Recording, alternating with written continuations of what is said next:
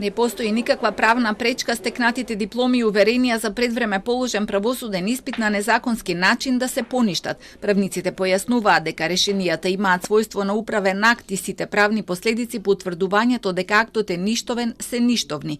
Не треба никаков декрет затоа што болонскиот систем си предвидува правила исто како и законот за правосуден испит. Можат сите тие сертификати да се поништат и да се огласат за ништовни и да не произведуваат правни дејства. Сега се поставува прашање што, бидејќи долго години некој веќе ако станал судија или ако веќе некој работи како адвокат.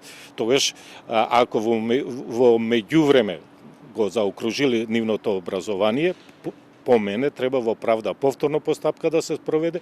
Оние кои со додатни испитувања, со додатни докази, да се констатира дека ги исполниле условите, испитот да им се признае, нормално со издавање ново уверение, а оние кои што останале само со тие 180 кредита, и на нив да им се одземе адвокатска лиценца ако се адвокат. Проблемот според професорот е во Министерството за правда, кои изгрешиле што на студентите од Штуловиот универзитет им дозволиле да полагаат правосуден испит иако не ги исполнувале условите, а објаснувањето дека не чуваат документација не е основано и значи дека не се почитувал ниту законот за архивско работење. Професорот е изненаден од тоа што антикорупцијската комисија ја отвори и затвори постапката со објаснување дека немаат документација. Вели дека сигурно некаде има податок за тие сертификати кои се јавни исправи, а документацијата за нив мора да се чува трајно. Појаснува и дека министерот немал никакво дискреционо право да одобрува предвремени полагања. Такво нешто нема во законот. Тоа што се случувало, вели, е класична злоупотреба на службена положба.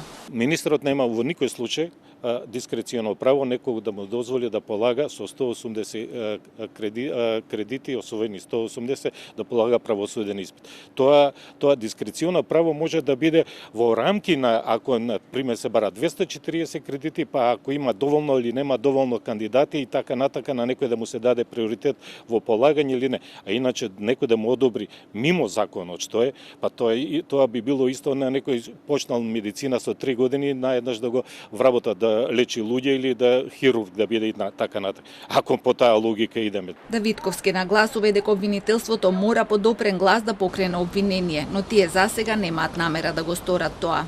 Јавното обвинителство ги следи сите информации доколку утврди дека постојат елементи на кривично дело во наведениот настан, ќе постапи согласно своите законски надлежности. Државниот просветен инспекторат на барање на антикорупцијската комисија утврдил дека во Штуловиот универзитет во Тетово на 449 лица им се издадени дипломи со звање што го добива дипломиран правник со 4 студиски години, но со број на кредити како правниците со 3 години. Меѓу тие на кои подосна им е дозволено предвреме да полагаат правосуден испит е и синот на Талат Џафери Барлет, кој овој месец се очекува да ја заврши Академијата за суди и јавни обвинители. Председателот на собранието деновиве ги избегнува новинарите, а тоа го стори и денеска.